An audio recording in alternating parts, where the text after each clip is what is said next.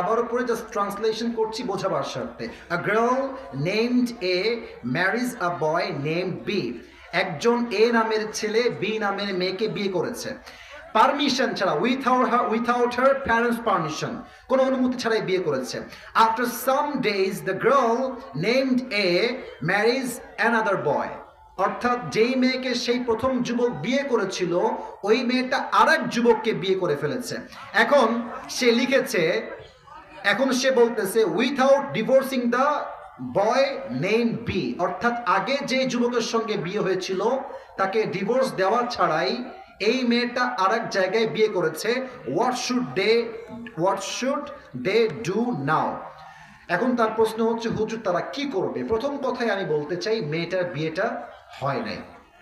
এর কারণ কি, যদি কোনো মেয়ে সেকেন্ড কোনো বিয়ে করতে চায় তার স্বামীকে রেখে, তার স্বামীকে তাকে তালাক